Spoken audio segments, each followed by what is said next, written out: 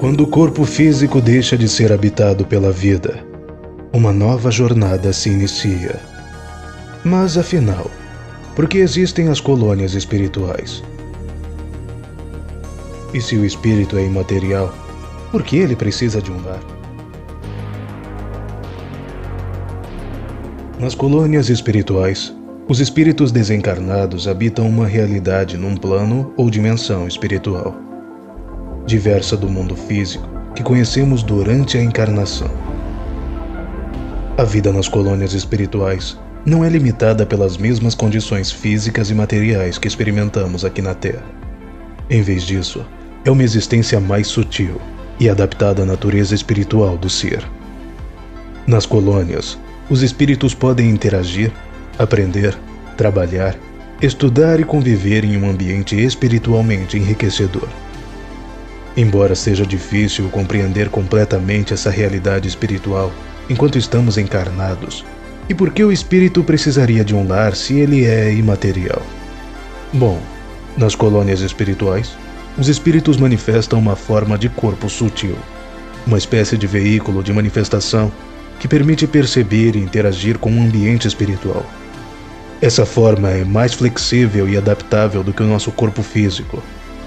As casas nas colônias espirituais são manifestações do pensamento coletivo dos espíritos que as habitam.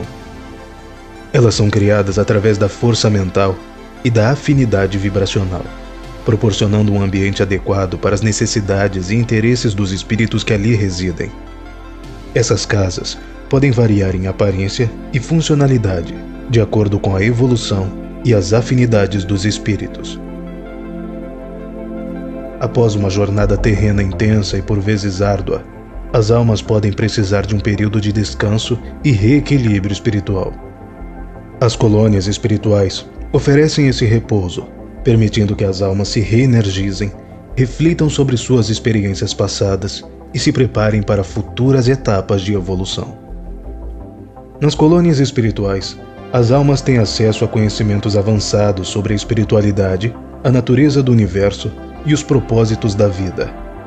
Eles participam de estudos, trocas de conhecimento e experiências enriquecedoras, ampliando sua compreensão e expandindo sua consciência.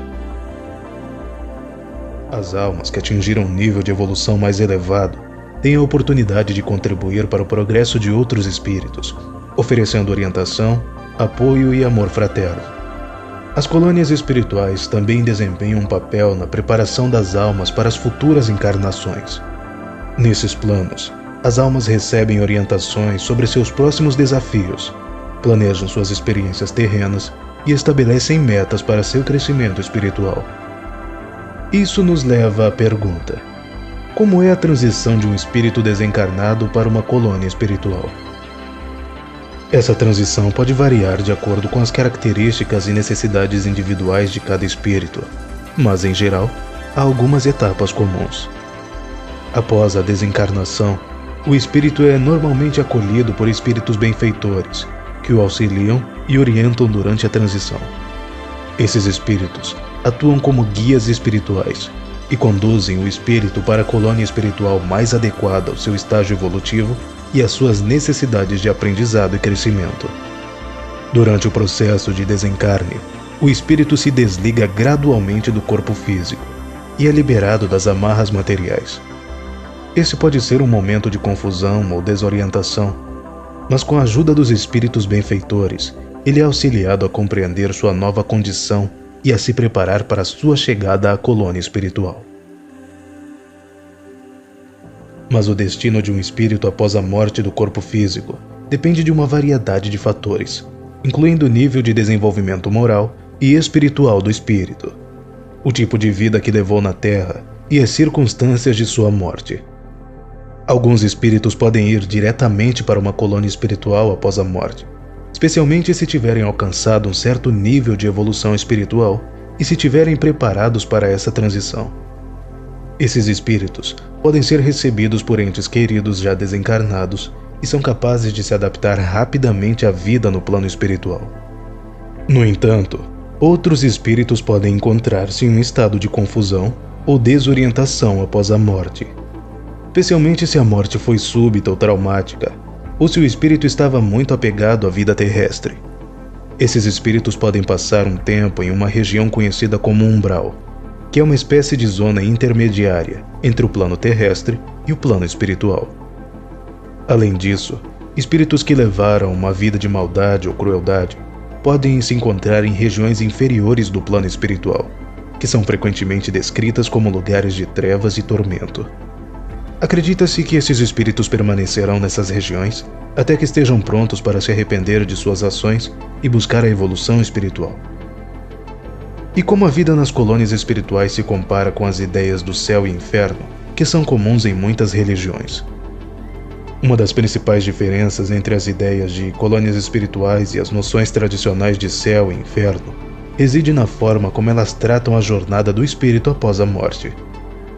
Em muitas tradições religiosas, céu e inferno são lugares de recompensa ou punição eterna, baseados nas ações do indivíduo durante sua vida terrena.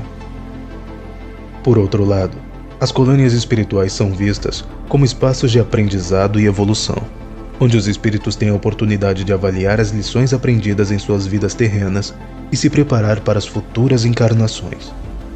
Não se trata de um lugar de punição eterna ou recompensa, mas um lugar de crescimento e desenvolvimento contínuos.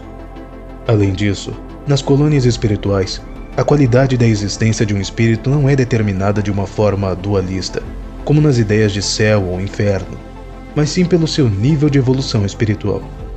Espíritos mais evoluídos podem habitar colônias espirituais de alta vibração, enquanto espíritos que ainda estão aprendendo e crescendo podem habitar colônias de vibração mais baixa.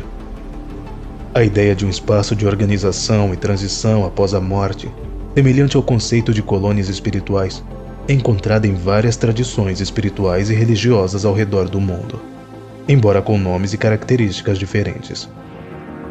E como os espíritos se comunicam nas colônias espirituais? A comunicação entre os espíritos é realizada principalmente de uma forma conhecida como telepatia, que é a transmissão direta de pensamentos e sentimentos de um espírito para o outro. Esse tipo de comunicação é instantânea, não se limita pelas restrições da linguagem e permite uma compreensão muito mais profunda e direta da intenção e do significado do comunicador. Além disso, formas de expressão artística, como música e poesia, podem ser usadas em algumas colônias espirituais para transmitir sentimentos, ideias e experiências.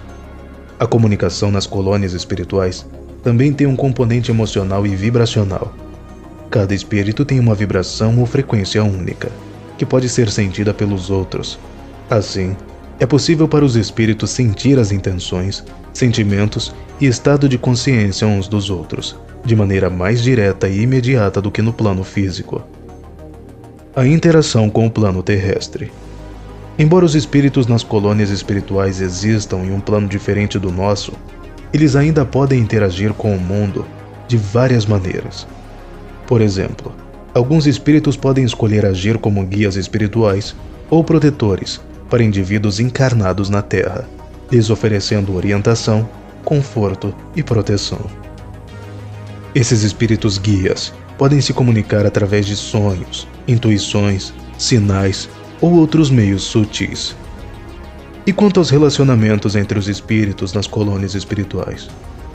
Os relacionamentos nas colônias podem ser tão variados e complexos quanto os relacionamentos na Terra. Espíritos de diferentes níveis de evolução, origens e interesses podem interagir uns com os outros, formando laços de amizade, aprendizado e cooperação.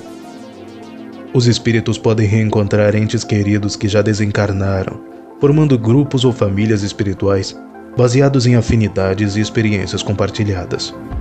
Esses grupos podem trabalhar juntos para ajudar uns aos outros em sua evolução espiritual, bem como para auxiliar espíritos menos evoluídos e seres encarnados na Terra. É importante notar que, embora os espíritos possam formar relações e interações significativas, eles não são limitados pelas mesmas necessidades físicas e emocionais que os seres humanos na Terra. No fim, o que mais importa é compreender que a vida, seja no plano terrestre ou nas colônias espirituais, é uma viagem de crescimento e desenvolvimento. Toda experiência, seja alegre ou dolorosa, serve para o nosso aprendizado